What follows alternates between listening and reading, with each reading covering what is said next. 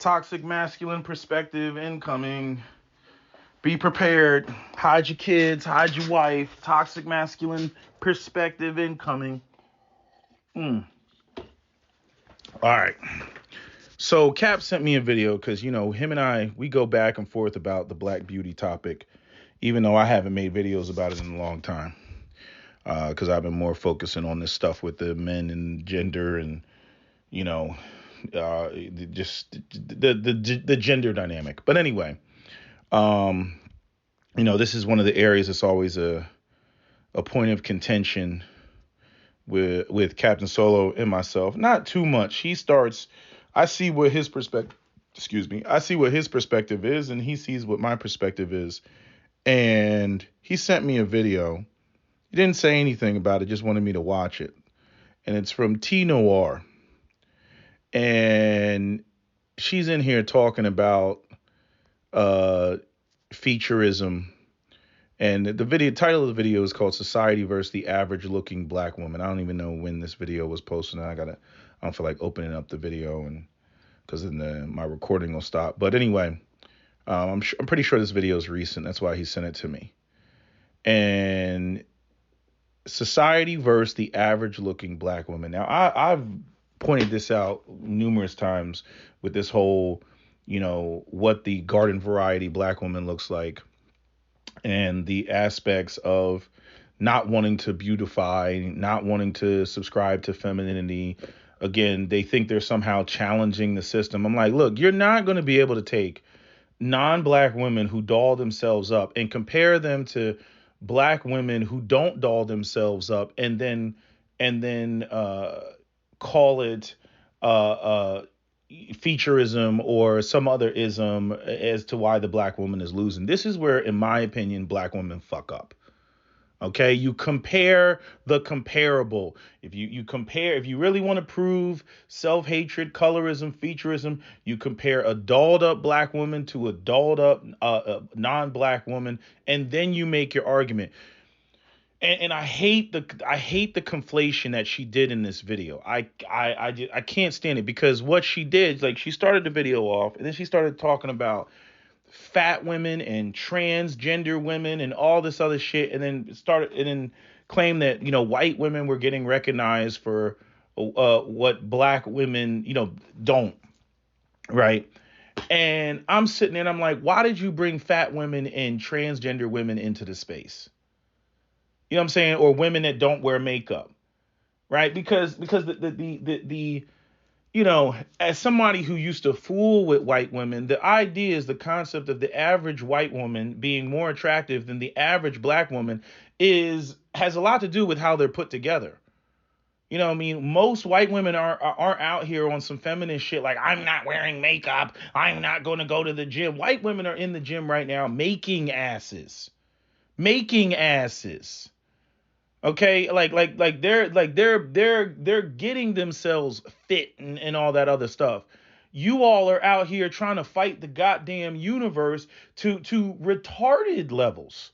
I mean, all type of levels of retardedness. I can listen to complaints about featureism and beauty and the white beauty standard and system of white supremacy and how it has affected things and how it has, manipulate what people value and what people think is beautiful and everything else. The same way that I could easily point to, which never gets brought up, with the way that black women view light-skinned black men and how they're seen as less masculine if they're not, dark skin. Again, it's hard to slam them, right? Because that's not their male. That's not their light-skinned dudes are not their male counterpart. But by the same token, even the lighter-skinned black women, even T. Noir herself, the women that are her complexion are on the, I want the darker skin, black men. I don't want the light skinned ones because, again, they associate them with femininity. They can't fight, all that stuff. That was even brought up on that link that I posted in the community tab the other day about the Hispanic, what's it called? The Hispanic dude. Whatever, what's his channel called? I forget what his channel is called, but they were talking about whether mixed people should be incorporated into the Latino community or whether Latinos can be incorporated into the mixed community. But there was a light skinned dude on there who brought that shit up. So anyway, I'm saying what can be acknowledged is that white women are valued for their white features on white women. Black women are not valued for their black features on black women. That's where the problem is. But then when white women have black features, they're valued. And when black women have white features, they're valued. So that's kind of a wash. But because it's all underneath the umbrella of the system of white supremacy and the pendulum swings in the direction of elevating whiteness and denigrating blackness, that also contributes to why it's always going to be considered off. But the area of issue is white features on white women is praised and black features exclusively on black women, is denigrated. And I'm saying that's where she should have stopped. She could have made her argument and stopped right there. But instead, it turns into an ugly girl argument. And then she actually makes a comparison between freaking Asian Doll and Chica the rapper and throws it underneath the banner of featureism. How are you going to compare a a feminine fit black woman who's wears makeup to a a black female rapper who tends to not wear makeup and is morbidly obese? You see what I'm saying? Like that's what they call in what would that be? That's what they call it's a part of biostatistics, but that's what they call confounding. You know what I mean? It's like like if you have, let's say you have a bunch of men and they're working in a coal mine and they all develop lung cancer, right? But then some of them are smokers, right? But you're trying to attribute the lung cancer to them working in the coal mine. Well, you got to weed out the damn smokers because you're confounding the smoke. How do you know that the lung cancer wasn't a result of the smoking? Right? You got to separate that out. You say, okay, how many of you are smokers and how many of you are non-smokers? And then you compare the non-smoking population of minors to the smoking population of minors, and then look at the rates of cancer. You don't put the two together and then say, well, I have 100 minors and 50 of them developed cancer, and you got the smokers and the non-smokers conflated and confounded all up with each other, because it's going to skew your results. And the same thing takes place here. You don't compare unattractive black women to attractive black women and then say featureism. You don't compare attractive white women to unattractive black women and then say featureism.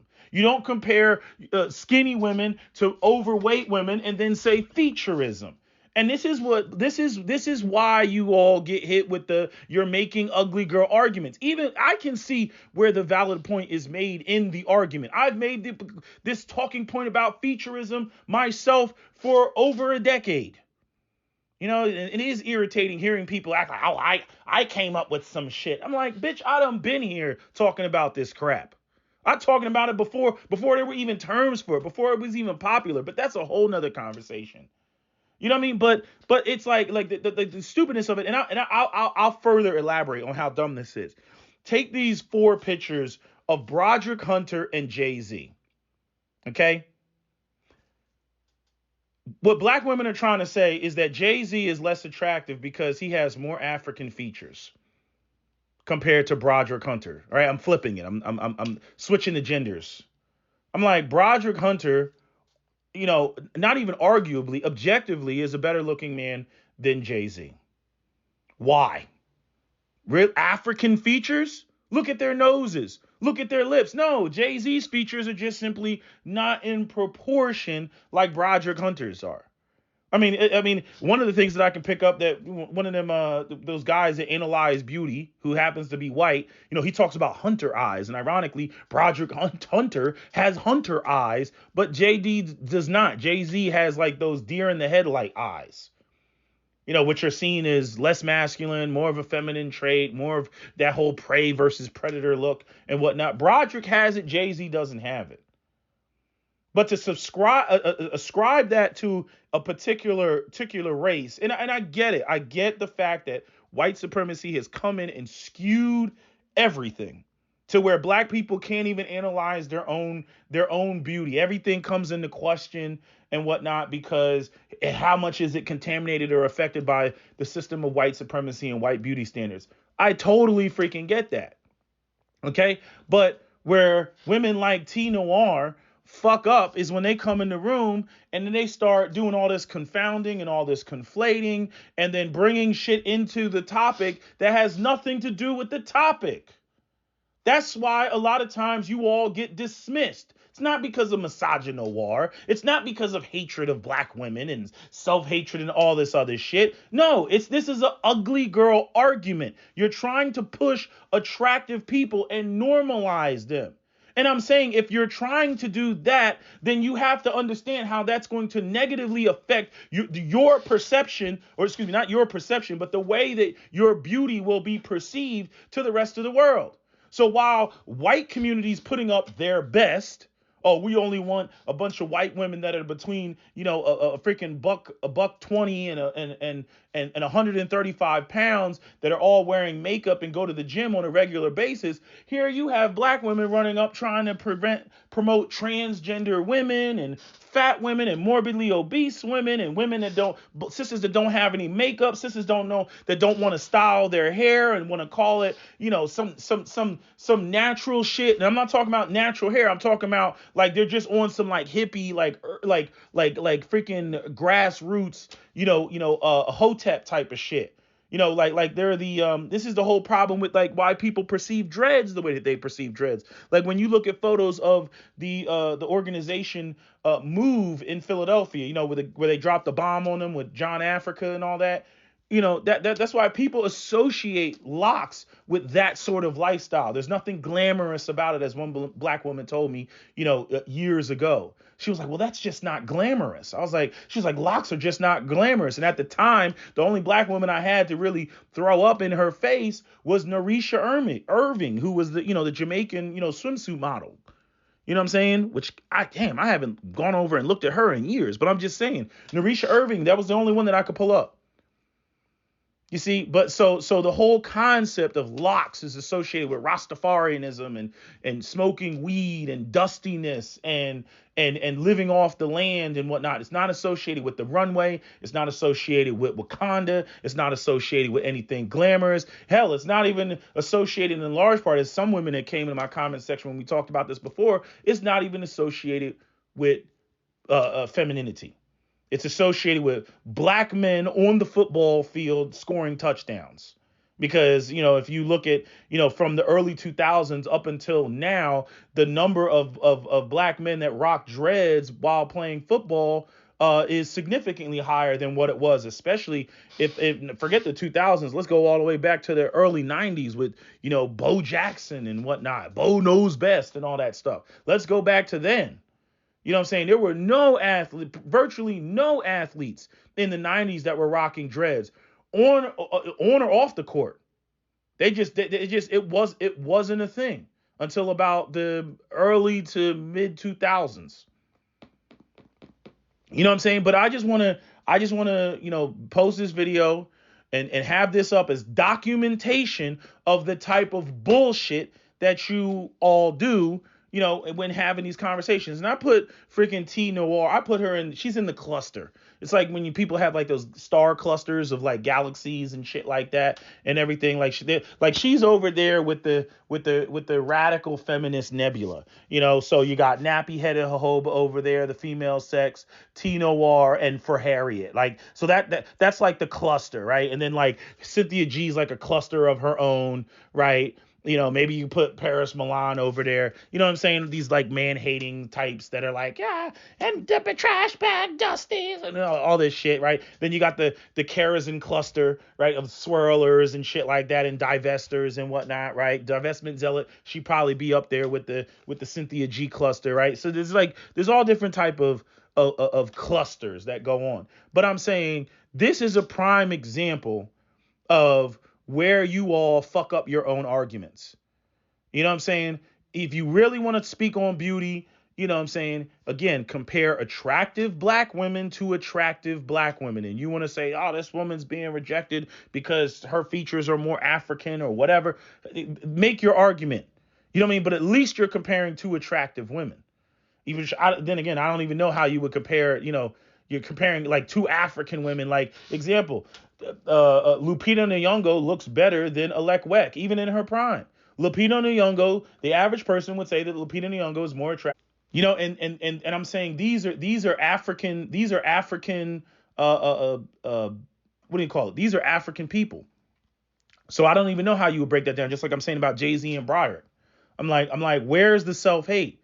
But you all try to do is you all try to compare. You'll try to compare a dolled up, light skinned exotical to a black woman that ain't wearing any makeup, and then you'll try to make some argument about regular or average black women while simultaneously trying to fight society. Like I'm like, if you're fighting society and you're not wearing makeup, you're not going to be seen as beautiful in the eyes of men. If you're pushing back on the system that much, you're not going to win.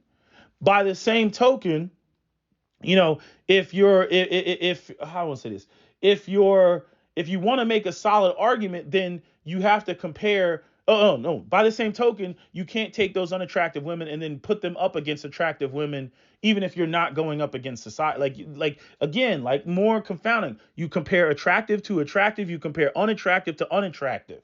You don't compare attractive to unattractive and then try to claim that it's because of some anti-blackness narrative. That's just dumb. That's like me comparing, a black man that's built like Flavor Flav or some skinny ass crackhead black dude to a white guy, and then saying that the white guy is clearly better, and this is a sign of anti-blackness. Like no, I'm not going to compare a white guy that's built to a black guy that looks like he's been doing crack for the last 6 months, and then say it's because of anti-blackness. You know what I'm saying? Y'all gotta fix y'all shit. You gotta fix y'all language. You gotta fix a lot of this. This is why your complaints that you file fall on deaf ears. Or at the very least, this is how you all create a what do you want to call it? You create a exit, for people that you would be able to back into a corner, but see now you can't because you went into retardedville. But anyway, I gotta go because I'm getting phone calls. That's my video. SWP out.